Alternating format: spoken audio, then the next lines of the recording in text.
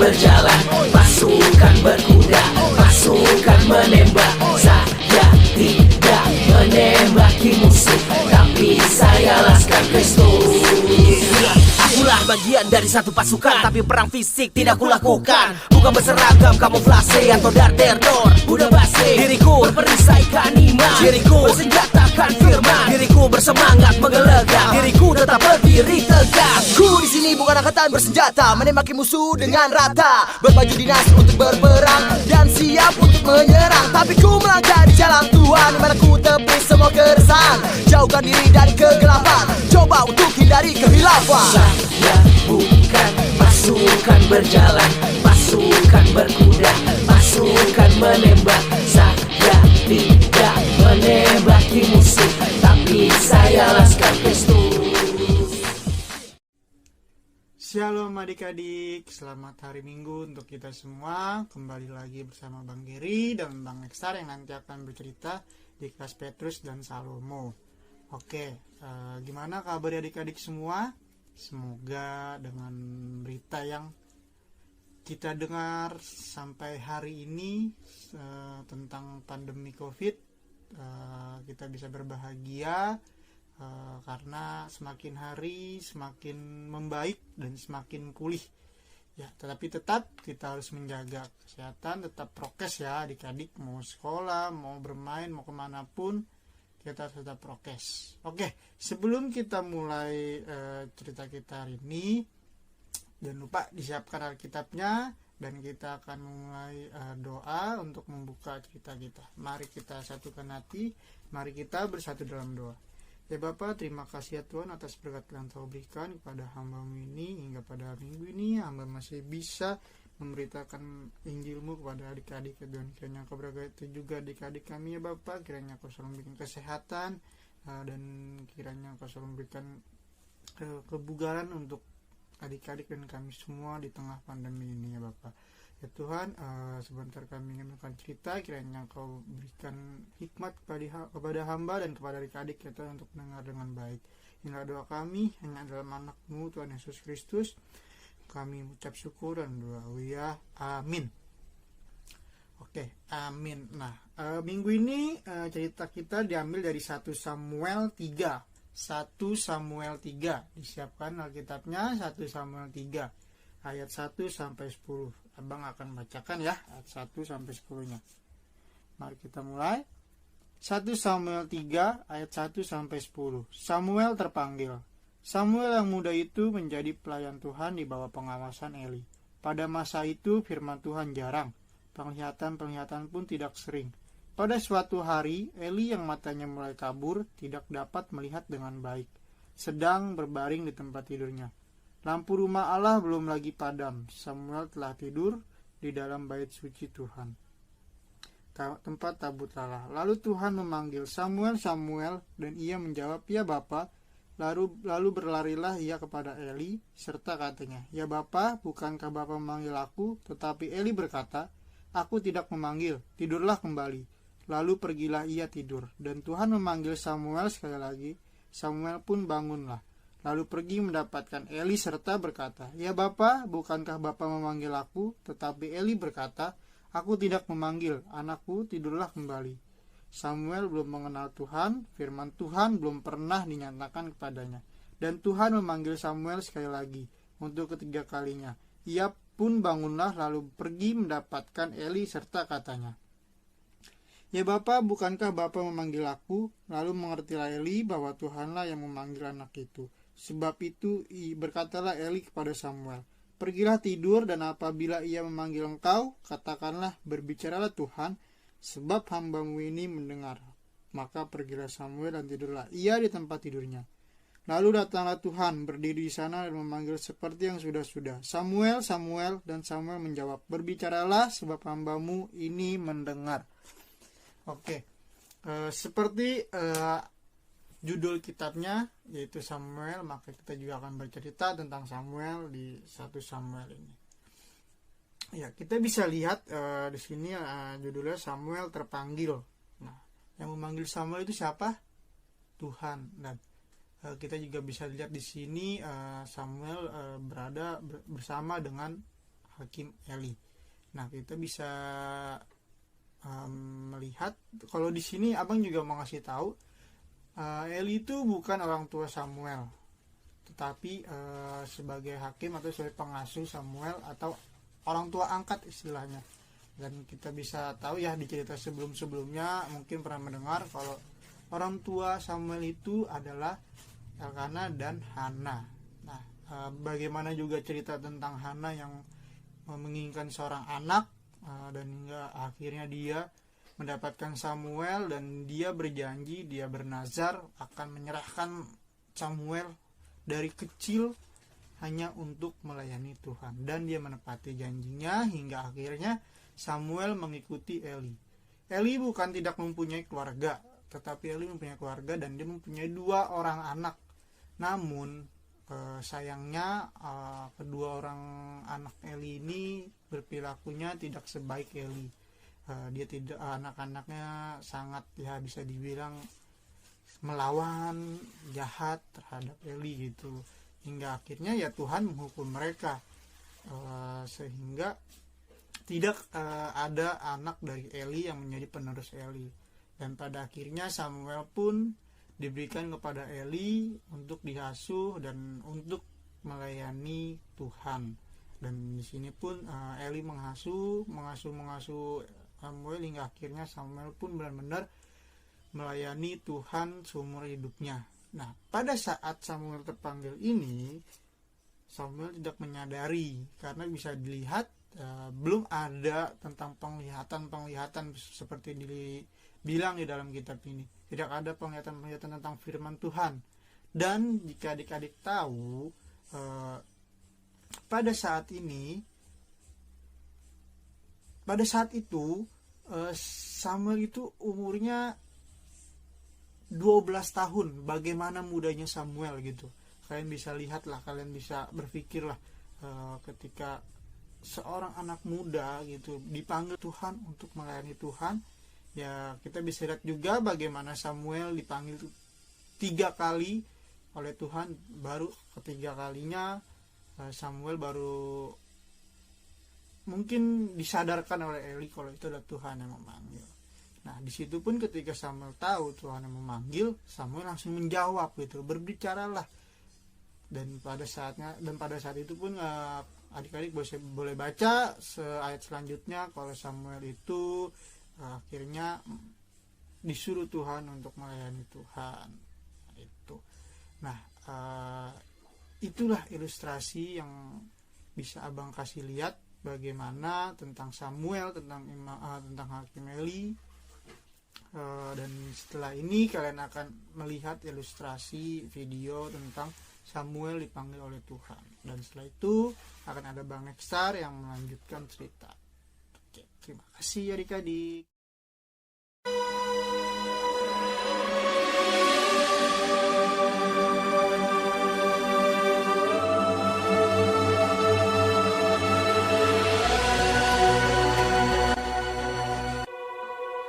Ada seorang laki-laki dari pegunungan Efraim, Elkana dengan Hana, istrinya.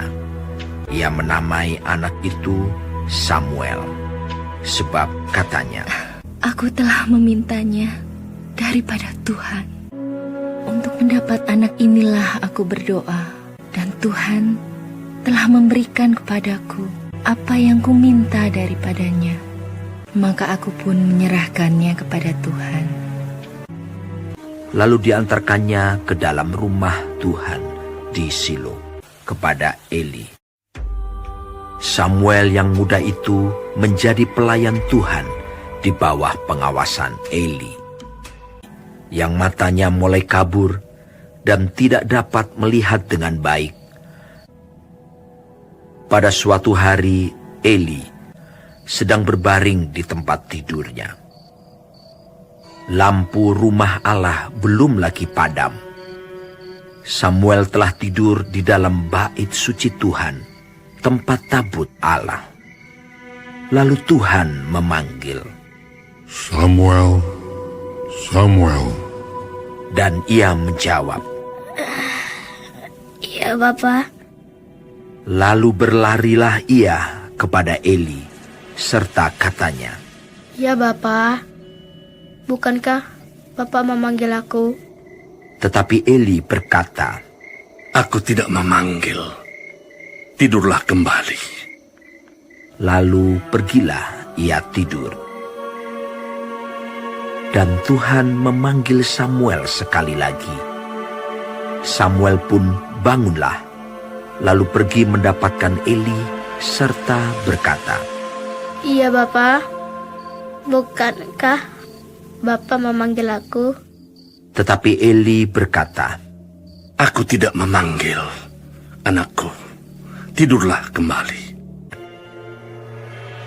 dan Tuhan memanggil Samuel sekali lagi untuk ketiga kalinya. Ia pun bangunlah, lalu pergi mendapatkan Eli serta katanya, Ya Bapa, bukankah Bapa memanggil aku? Lalu mengertilah Eli bahwa Tuhanlah yang memanggil anak itu. Sebab itu berkatalah Eli kepada Samuel, Pergilah tidur. Dan apabila ia memanggil engkau, katakanlah, Berbicaralah Tuhan, sebab hambamu ini mendengar. Maka pergilah Samuel dan tidurlah ia di tempat tidurnya. Lalu datanglah Tuhan, berdiri di sana dan memanggil. Samuel, Samuel.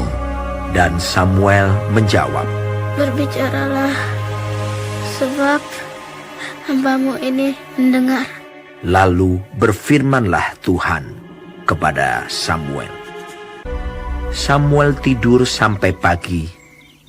Kemudian dibukanya pintu rumah Tuhan.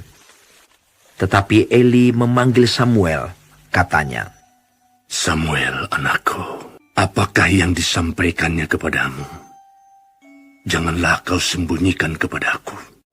Lalu Samuel memberitahukan semuanya itu kepadanya dengan tidak menyembunyikan sesuatu pun. Kemudian Eli berkata, Dia Tuhan, biarlah diperbuatnya apa yang dipandangnya baik. Dan tidak ada satupun dari firman-Nya itu yang dibiarkannya gugur. Dan Samuel makin besar dan Tuhan menyertai dia. Kepada Samuel telah dipercayakan jabatan Nabi Tuhan.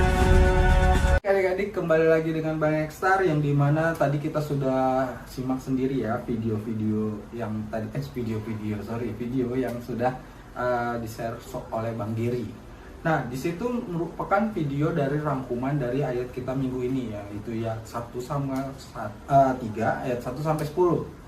Nah, di sini pelajaran apa sih Bang yang kita dapat untuk firman Tuhan kali ini? Yang pertama, Bang Ekstar ingin tekankan apa? Respon. Mungkin kalau misalnya respon itu adalah tindakan, yang dimana kita mau lihat respon dari seorang Samuel ketika dipanggil Tuhan. Nah, kalau kita lihat di panggilan 1, kedua, dan ketiga, bahkan keempat, sebelum dijelaskan oleh Imam Eli. Nah, Samuel ini tidak mengenal suara siapa itu. Di ayat 7, kalau misalnya kita baca sama-sama, Samuel belum mengenal Tuhan. Firman Tuhan belum pernah dinyatakan kepadanya. Nah, di sini adik-adik yang mau Bang Ekstar tekankan, sebetulnya Samuel itu tinggal dengan ada Imam Eli, yang dimana Imam Eli adalah pelayan Imam Eli ini ya. Itu tentunya akan mengajarkan tentang firman Tuhan kepada Samuel. Tapi maksud di ayat 7, pengenalan Samuel akan Tuhan secara pribadi, yang mungkin saat itu Samuel belum begitu mengenal Tuhan di dalam kehidupannya. Jadi dia hanya dengar nih dari Imam Eli aja, tapi dari dalam diri dia sendiri belum begitu mengenal Tuhan. Itu ya yang digarisbawahi. Nah, kembali lagi dengan respon, di mana respon yang dimaksud ini, walaupun dia mengenal dia dipanggil walaupun dia juga tidak tahu suara Tuhan, dia tetap merespon di tengah ngantuk, di tengah ibaratnya mager. Tapi Samuel tetap bangun meresponi suara tersebut. Makanya ia datang ke Nabi Eli. Nah, di sini adik-adik, ketika kita misalnya bukan sesuatu atau mendengar sesuatu, itu ya tolong direspon. Ketika misalnya contoh orang tua kalian memanggil meminta tolong, itu direspon. Kadang ya itu dia, kita sebagai mungkin adik kelas Petrus Salomo, adik aja, ada mbak aja. Tidak seperti itu ya. Nah, yang kedua pelajaran yang Bang Nexar ingin berikan kepada adik-adik nih, yang kedua itu adalah pengenalan akan Tuhan yang utama. Ketika tadi Bang Nexar sudah katakan di ayat 7, di sini Samuel belum mengenal Tuhan. Sama halnya ketika misalnya gini, contoh ya, kalian mendengar suara klakson mobil, tin. Nah, tentunya kita sudah dikasih tahu, bahkan mungkin melihat sendiri, oh itu suara mobil ya, yang masuk ke dalam kuping kita atau telinga kita. Tapi kita di sini itu tidak begitu mengenal detail. Oh, mobil apa itu? Yang kita hanya tahu, oh itu suara mobil. Nah, di sini adik-adik yang pengen Bang Nexar tekankan, walaupun panggilan Tuhan yang dimana 1 sampai 3 kali di sini itu kita memang mendengar suara itu, mendengar panggilan Tuhan. Tapi kalau dari kita sendiri tidak mengenal Tuhan, yang dimana jadinya kita akan miss, ibaratnya kita mau tepuk tangan tapi akhirnya miss, tidak kena. Kenapa? Karena perlu adanya pengenalan Tuhan terlebih dahulu supaya kita mendengar panggilan Allah. Nah, pengenalan apa yang dimaksud? Ya seperti saat ini kita sekolah minggu, kita membaca firman Tuhan, dan juga mungkin kita berdoa. Dan ini tidak dilakukan hanya hari Minggu saja, mungkin setiap hari adik-adik, sehingga adik-adik tahu nih panggilan apa sih, atau Tuhan berbicara apa sih kepada kita. Karena Tuhan itu banyak cara untuk memanggil kita, baik itu dengan kesedihan, baik itu dengan kesusahan, sukacita juga panggilan Tuhan ya. Yang terakhir, paling Bang Nexar nikmati dari firman Tuhan minggu ini, Tuhan tidak pernah bosan memanggil kita. Tuhan tidak pernah bosan memanggil kita. Dia terus memanggil sampai panggilan ke-4, bahkan dia menunjukkan dirinya. Nah, di sini adik-adik, untungnya ya Tuhan kita itu maha baik. Nah, tapi ya itu dia adalah Tuhan, Allah yang maha kuasa, dan kita hanya ciptaannya. Sehingga untuk itu bukan berarti Tuhan baik, maksudnya dia tidak bosan untuk memanggil kita. Nah, kitanya mengabaikannya. Oke, itu aja adik-adik untuk cerita minggu ini. Terima kasih, selamat hari Minggu, dan sehat selalu untuk kita semua. Selamat hari Minggu. Di saat badai bergelora, ku akan terbang bersama.